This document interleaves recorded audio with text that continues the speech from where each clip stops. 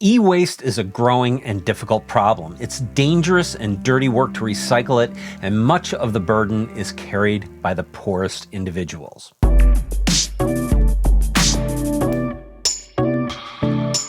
Hey everybody, this is Chris Brandt here. Welcome to another FUTR podcast. Today we're talking with Loren Williams from PCs for People, which is not only helping address the e-waste problem, but bridging the digital divide as well by providing refurbished computers to low-income individuals. And we're going to hear from Loren about how PCs for People came to be and how they are enabling people with technology. Welcome, Loren. Hi, Chris. Great to be here. Thanks for having me. I'm so excited to have you here because I think what you're doing is actually really important work. I mean, we talk so much about the amount of e-waste that we're generating, and it's just getting increasingly massive, the amount of e-waste that's happening. But the other side of this is really important too. There's so many people who don't have access to technology. And so you're kind of solving two really important problems here. And I know that, the origin stories of this company, come out of the need to, help improve a community. Could you talk about where you guys started and how it came to be? We kind of, stumbled into the e-waste or electronics recycling business as a means to fuel our digital equity mission. But the way it happened was basically our founder is a social worker. And one day he worked with troubled youth. He still does. He works with troubled youth. And one day he was sent a kid who had been hacking into his high school's computer system. And that's a lot of fun. You change your grades, you change your attendance record, maybe change it for some of your friends. But he got caught. He got sent to the social worker. And the social worker, he liked to, instead of just lecturing somebody who did something wrong, he wants to take something that they're interested in and do something positive. So he asked the kid, could you help out with a little bit of coding or this database for a nonprofit organization? And the kid said, sure, I'd be glad to do it. He clearly had the skills. I'd be glad to do it. Problem is, I don't have a computer. And so how are you going to do that? So the social worker said, let me see what I can do. He goes, he works for a county government. He goes to the government. And he said, can we get this kid a computer? And of course, they laughed at him because where is the budget just to start giving away computers? And then somebody in the office said, there's a closet over there where we put the old ones and the broken ones. If he can fix one, he can have one. And smart kid, he did. He fixed one. And then he fixed another. Well, he's got to be a smart kid to be hacking things without an actual computer. Yeah.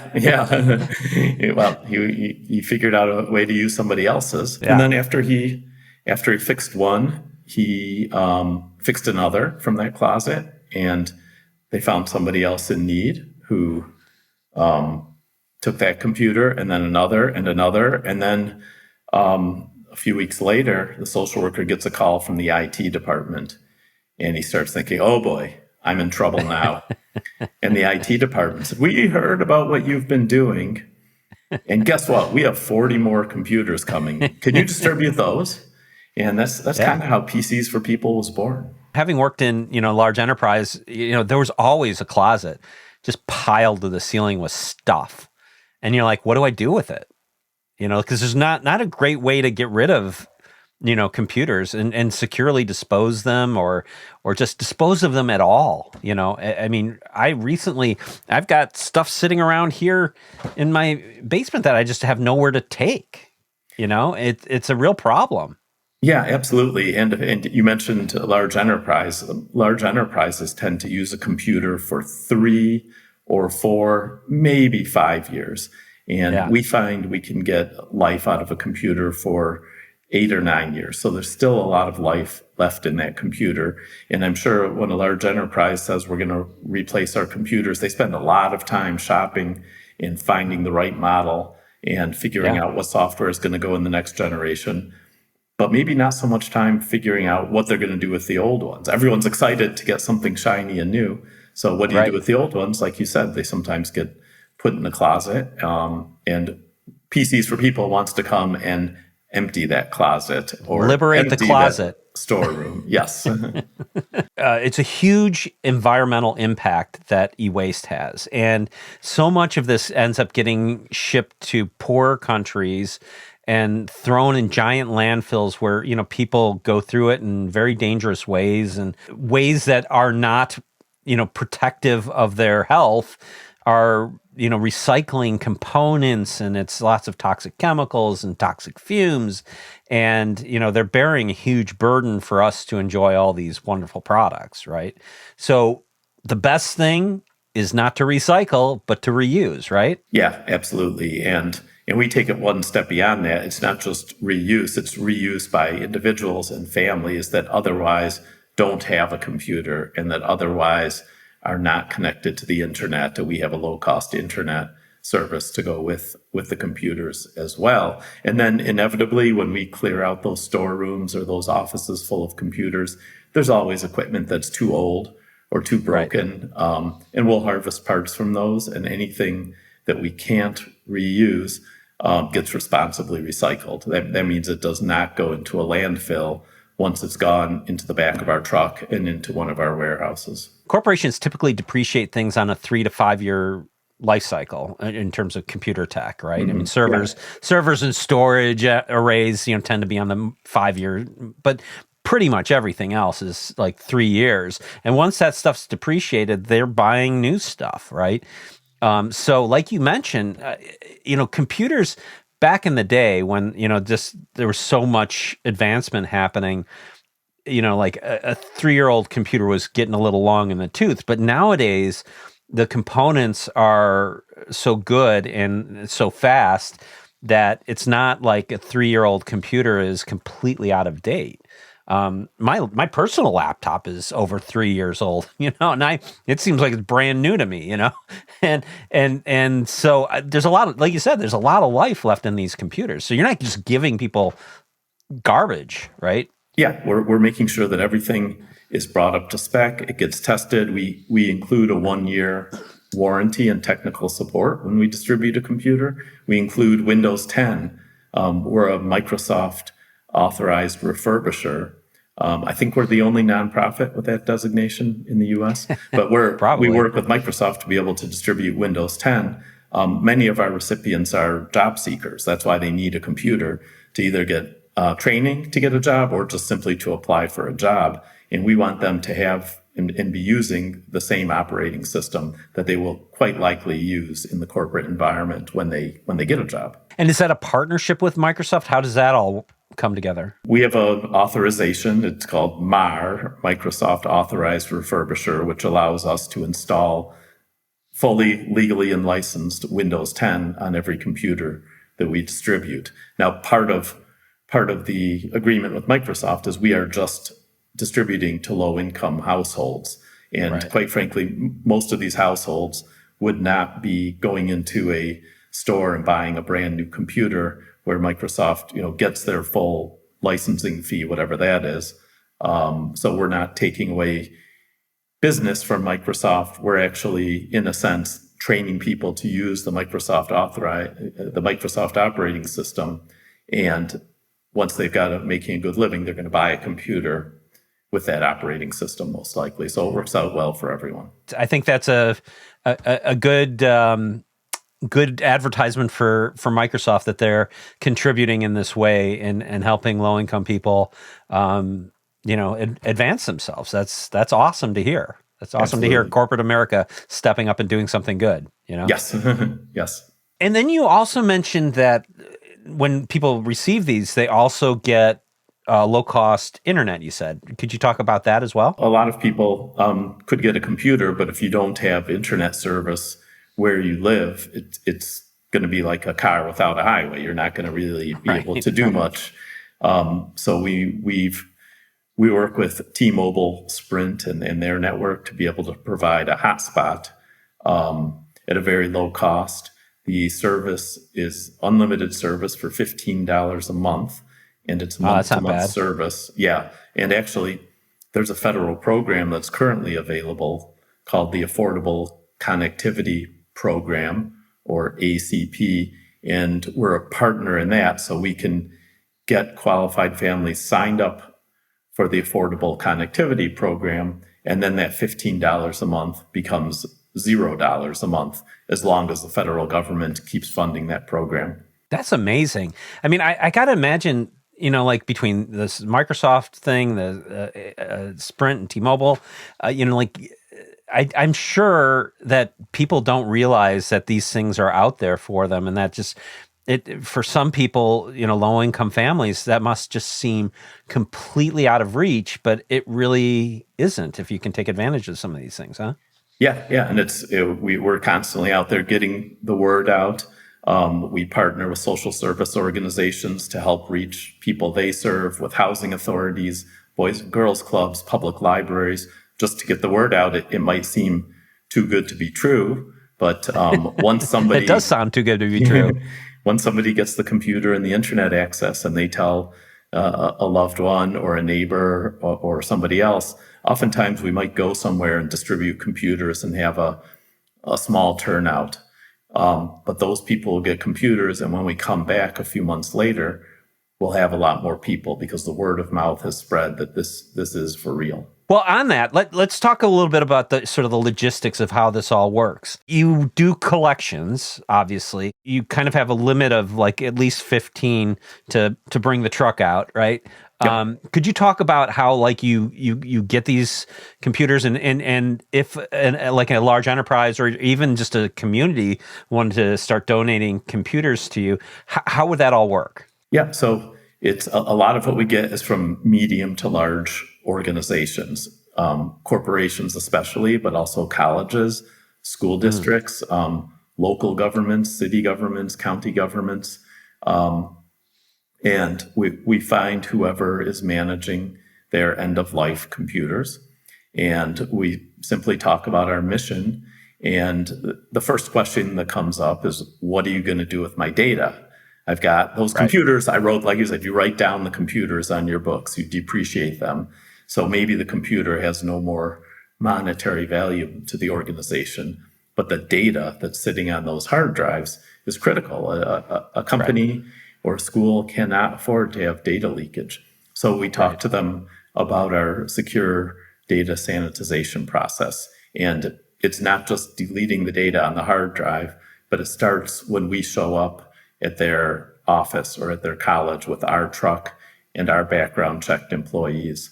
There's very specific procedures they follow to load the computers into the truck to make sure the truck is always locked. If the door to the truck is open, somebody's always there with the truck. Get back to our secure warehouse. We have 9 warehouses around the country. So get back to one of the warehouses, unload the computers. Immediately, the hard drives that store the data come out of the computers, and they go to an even more secure, limited access room in the technical center. In that room, the data gets deleted, and the hard drives get tested for data deletion. If the data can't 100% be deleted on a particular drive, that drive goes in a shredder. We've got a giant metal shredder specifically built for hard drives in every location. So there is absolutely no chance of data leakage. If there's any data left, it gets shredded. And do you provide certificates of secure disposal as well? Yes, yeah, we're happy to. Many corporations want those from us. Sometimes smaller organizations don't, but we're happy to provide those that list every serial number of every computer, of every hard drive, and certification that data was either totally destroyed or that the drive itself was destroyed physically. Man, I wish I knew about you guys back in the day, because I have spent so much time, securely destroying computers and things like that, and it just felt like a shame, just filling bins with stuff that was just headed to just be shredded, essentially. It would have been so much better, and I would have felt much better about myself if I was giving it to you guys. So hopefully there's people out there like me who, can change course and start, donating these things instead of, just destroying them. Yeah, absolutely. We'd be happy to have them. So you mentioned that you have 9 of these secure locations around the country. Now, you guys if I'm not mistaken, the social worker who started this was in Minnesota, I believe, right? Mankato, Minnesota. Yeah, and I came across you at Chicago Tech Week Yeah. here in Chicago. So you're obviously in Chicago and in Minnesota. Where are all the locations that you're in? The headquarters is now in St. Paul. Okay. And we have other locations in Baltimore, Cleveland, of course, here in Chicago, St. Louis, Kansas City, Denver, Atlanta, and our next location will open in Philadelphia. And the thing that's great about that is some of the cities you mentioned there have large populations of people who need these computers. Yeah. A city that's a good source for companies large enough to have a lot of them and a population that needs them. It seems like there's good alignment in all those cities. Yeah, and we don't just each facility will cover more than just the city. We kind of will draw a circle of about a 4-hour driving perimeter from each location and do a lot of work in those areas. So we cover all of the state of Illinois from the 2 locations in Illinois. And eventually we'd like to have probably like 18 locations to cover the vast majority of the U.S. low-income populations to be within those 4-hour circles. And you only have one truck in Illinois, is that right? We've got 1 in northern Illinois and 2 for southern Illinois. A small truck and a big truck. Yeah. Small truck and a big truck. Well, yeah. I mean, I got to imagine that would be something nice for somebody to donate to you as well, like a couple, some of those secure Sprinter vans or something like that. Yeah, that would be great. So anybody out there with a car dealership or something, let's get them more trucks so they can collect more PCs. So that's cool. So like, if somebody wanted to donate, what's the best process? So they can contact me directly.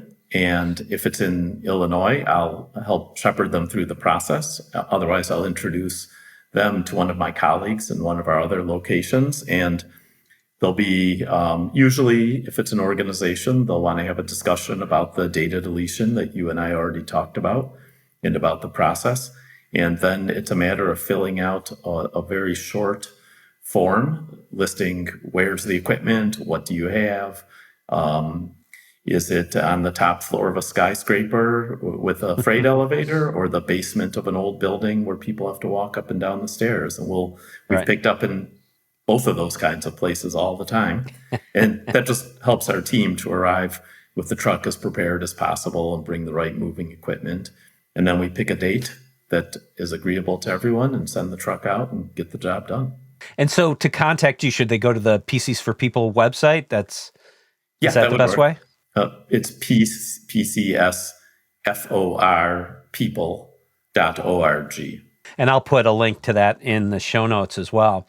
So, okay, so large corporations can have, a time when you come and pick up equipment from them. But I know that communities and have sort of rallied to do events to gather stuff so that you can collect that as well. Yeah, absolutely. We've had civic organizations like Rotary clubs, like public libraries, just do public collections. So people like you who have 3 or 4 or 5 computers in their house. And way more computers than I should have. I have so many junk computers. A lot of people do.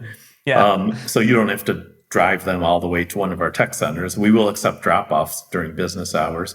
But if you don't want to drive them or it's far away, sometimes community organizations will set up a collection event. They'll collect computers maybe on a Saturday or Sunday, and then our truck will come in on Monday and pick up everything that they've collected. And we have kind of a handbook that'll help community organizations that want to organize that. One thing that I've always been surprised by is that people, and I'm like a classic example of this, will keep all their computers, because they have nowhere to go with it, and they'll stuff it somewhere in a basement, in a closet or something like that. But, one day I went down to my bin of, old and scary things, and I found an iPhone in there. It was an iPhone 4, I think, and it was probably about this thick. Mm-hmm. So it had a lithium-ion battery in there that was just expanding. And I just happened to see it, that thing could have burst and started a fire in my basement at any time. So it's not even a good idea for people to store all this e-waste in their house. It's much better, get it out of your house, get it to somebody who can take a look at it, refurbish it, and get it to somebody who can actually make use of it and keep yourself safe. That's my little PSA. Absolutely. You mentioned there was a high school student who did a community service project where he collected PCs. Yeah, he did something just like that. He actually, I think over the course of 3 or 4 weeks, collected PCs, found a place where he could securely store them. And then at the end of the period of time, we just came and picked them up. And he's done it twice for us and gotten, I think, north of 100 computers each time. That's amazing. I do want to get my son is great at fixing computers. He loves playing with all that stuff. I've already talked to him about, like once he gets back into school, at the end in the fall, that he should start a project and collect computers, because I know the community has a ton of computers that are just sitting there doing nothing, and it'd be great to get that in. So hopefully we can make that happen. Do you stay in touch with these communities that you affect by enabling them with technology? I mean, I got to imagine there's some really great stories there with people who have just been really helped by this, right? One thing that comes to mind is we were picking up a lot of equipment from the basement of an organization. And in fact, I went out early to survey it, and we figured that's probably going to be 3 truckloads of equipment. And so I spent some time with my contact there. She was kind of in charge of this huge warehouse, a senior level administrator. And this was a warehouse full of all kinds of stuff that this organization had. And we talked a number of times as we were setting this up. And then she said to me, "Loren, do you know how I know about PCs for People?" And I said, "No, I don't think that's come up. People hear of us from word of mouth, from somebody else who's contributed."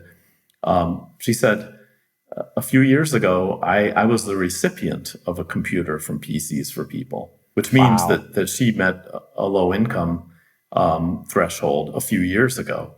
And I'm not saying that because she got a computer from PCs for People, she got a job and is now manager of this decent sized facility. But there might have been something to do with that. That's a great story. It's just like coming full cycle. Yeah. You mentioned low income. Like, what constitutes low income? If somebody was looking to get, a PC, how would they go about doing that, and what do they need to, do to qualify? Sure. So the threshold is 2 times federal poverty level, and then we have a few other ways to kind of short circuit that are pretty commonly used, because if you're at that income level, you're probably receiving, or you might be receiving, other government economic assistance, like housing assistance, like food assistance, like Social Security, disability. If you just show us that you're receiving one of those, and we have a list of about a dozen or so, if you just show us, then you're qualified with us. I know you have some retail stores and things like that. Like, where can people go to find this if there's not an event being held? So at each of those cities that I mentioned earlier, there is a retail store. I think Baltimore is currently closed down for remodeling or something. But each location, there's one in Cook County in Oak Lawn, a little bit south of Midway Airport, that's open business hours where somebody can walk in. And same thing at each of our other processing facilities. And are there other ways to get one? I mean, can you order one online? How does that work? Yep, you can go online. It's a little bit of a clunky process, but we ship to all 50 states from people ordering online. We do community distribution events where we'll partner with an organization that's already in the community, and we'll bring a truckload of computers out for a specific day. And then we have some, usually in more rural areas, we have some distribution points where it'll be it's a public library where we'll just drop off 20 or 30 computers, whatever they can store, and those will sit there. The recipient will still register through us, so we'll do all the proof of income and everything. And then they'll walk in and just pick up the device And so the library will serve as a distribution point. We have a number of those around Illinois. How do you finance all this operation? How do you make money off of all this? I imagine you're a 501c3. Yeah, we're a 501c3 nonprofit, so we do get some grants, so we do get some donations. We actually, when we distribute the computers, there is a sales price assigned to them, and a laptop will start at a list price of $50 up to about $125, and desktops are slightly less. And that price includes the Windows 10, includes the year of tech support and warranty, so that's kind of covering our costs. Now, a lot of times we have subsidies, like with the Affordable Connectivity Program, we had the $11 notebook for a while. We got a grant from Indeed, the job search site, to fully cover the cost of several thousand computers to people who met our eligibility standards and were job seekers. So we'll sometimes get grants like that that'll help just cover the costs. From a personal perspective, how did you get involved in this? So in 2020, when all the kind of craziness was going on, the governor of Illinois, Governor Pritzker, had a daily press conference every afternoon to talk about the situation in the state. He'd talk about the raw numbers of people who were ill or who had unfortunately passed away. And then he'd always talk about what the state government of Illinois was doing to alleviate the situation. Getting ventilators, setting up an emergency hospital just in case. And then one day at this press conference, he started talking about the digital divide. Kind of seemed a little out of left field. And he said, it's terrible in Illinois. Just in Illinois, there's 1.1 million families lacking computer or internet. And of course, you need both. And I'm up here telling people, stay home, study remotely, work remotely, do telehealth. But I know there's so many families that can't do that because they don't have access. And so, as any good politician does after they tee up the problem, he said, here's our solution. We found a solution for Illinois. We're going to get PCs for People to open up in Illinois. And then he cut the Zoom over to the CEO of PCs for People, who gave kind of the 2-minute review of what PCs for People does and how we do it. And we're coming soon to Illinois. And I heard that and thought, that is great. And I've always been in the computer hardware industry, selling, buying, leasing. And I know a lot of people kind of in the business side of it. So I said, when they come here, I got to do some intros. I'll help them out somehow. And I went on LinkedIn, and sure enough, my college roommate was connected to one of the senior PCs for People managers. And we talked on the phone a couple times. And I said, just let me know when you open up. I'll do some intros. And we kept talking. And a few months later, I'm hired here. It's my career. Well, it's got to be an incredibly rewarding career. Everybody's out there right now. I mean, this is that big, job search time for so many people. And so many people are looking for purpose in their career. Yeah. I mean, you seem to have found it. Yeah. Yeah. I know you have a lot of listeners in the venture capital world. And I know there's got to be a lot of satisfaction when you help somebody start their business and it takes off. And they only did it because you're there with the capital to get them rolling in the beginning. I mean, for us, it's helping somebody get their education started or getting their work life started or job training to better themselves because they have that tool.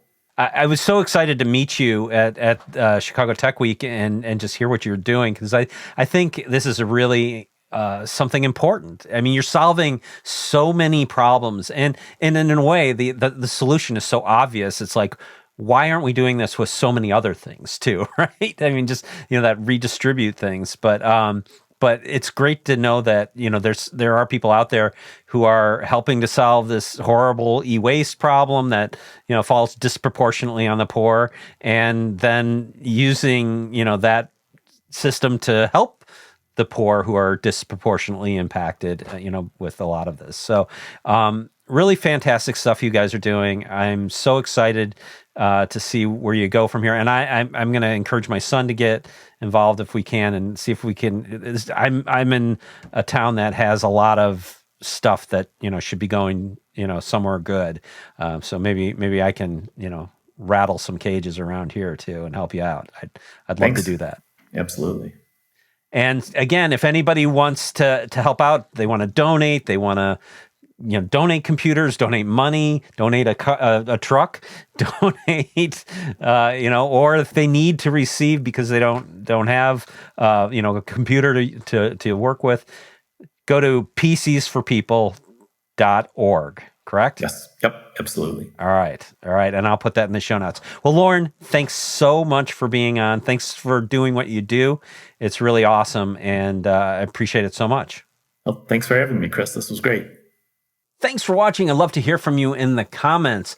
And if you could, give us a like, think about subscribing, and I will see you in the next one.